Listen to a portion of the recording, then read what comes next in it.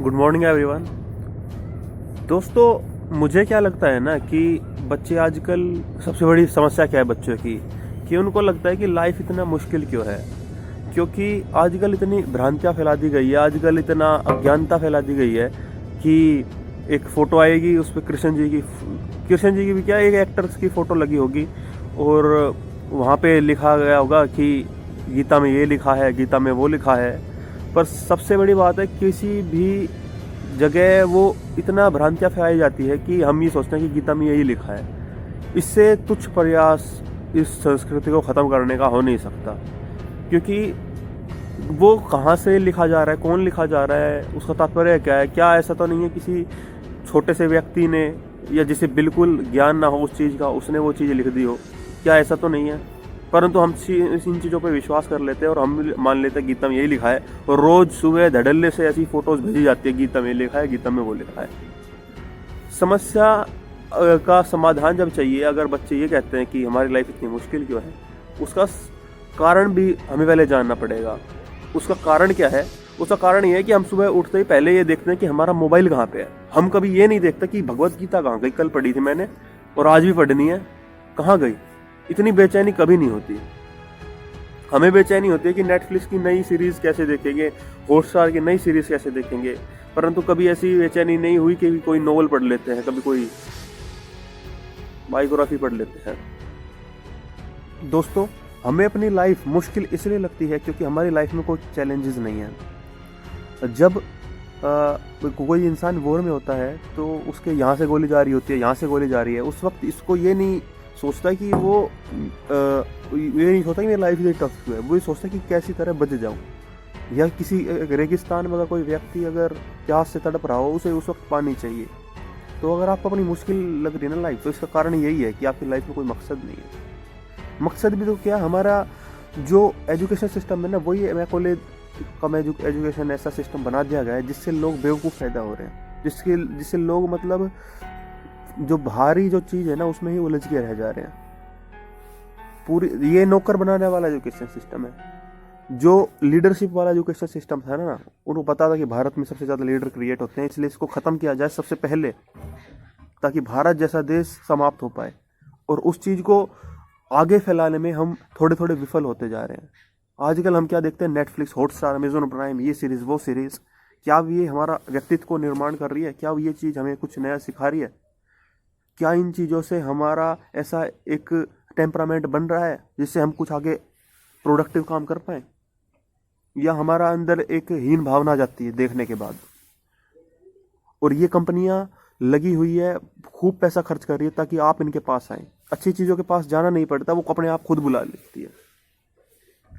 जैसे आजकल जो मोटिवेशनल स्पीकर होते हैं या जो जितने भी टाइप के जो गुरुज वगैरह होते हैं, वो काम तो अच्छा कर रहे हैं, चीज़ें तो अच्छी बना रहे हैं, पर वो पैसा खर्च कर रहे हैं, एडवर्टाइजमेंट कर रहे हैं ताकि आप लोग उनके पास चले जाएं।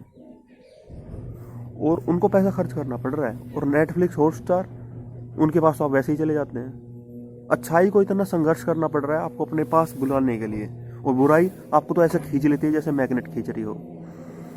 दोस्तों, हमें जानना पड़ेगा उन लोगों का संघर्ष, जो हमारे लिए दिन रात काम कर रहे हैं, जो हमारे लिए दिन रात अपनी जान को हथेली पे रख के चल रहे हैं।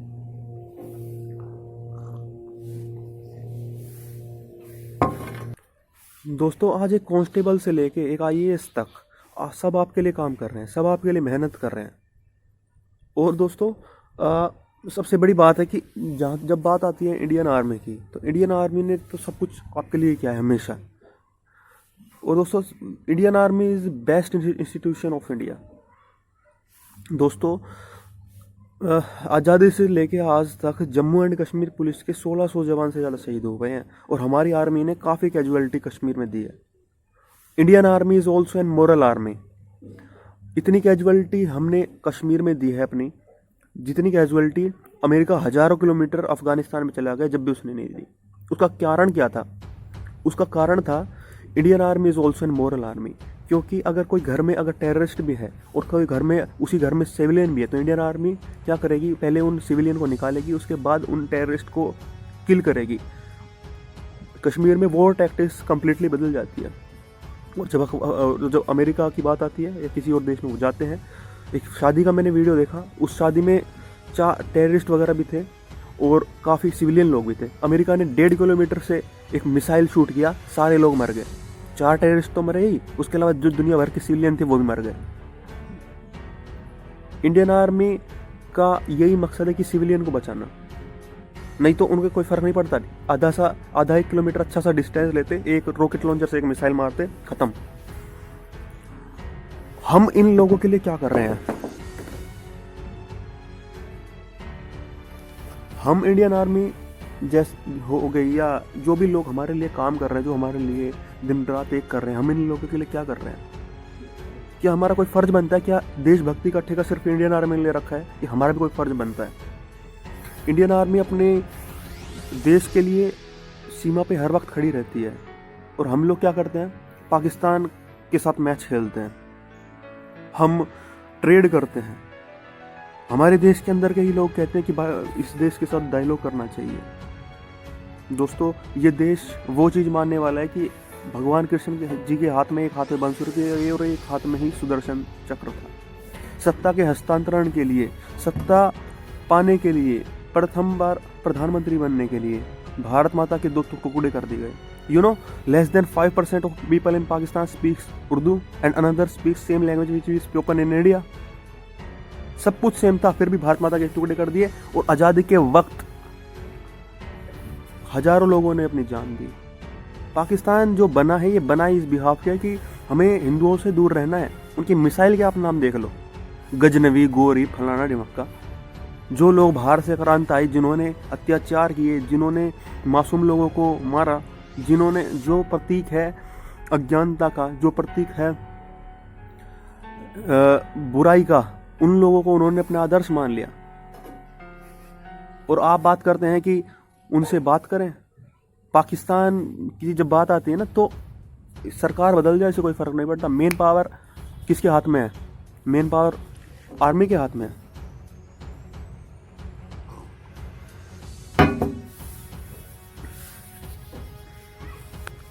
तो दोस्तों, इंडियन आर्मी को या हमारे देश की जो बड़े लोग हैं, जो सरकार में बैठे हैं, उनको समझ में आ गया है ये कंट्री ऐसे टैकल नहीं किया जा सकता। आप पाकिस्तान से ऐसी बात नहीं कर सकते जैसे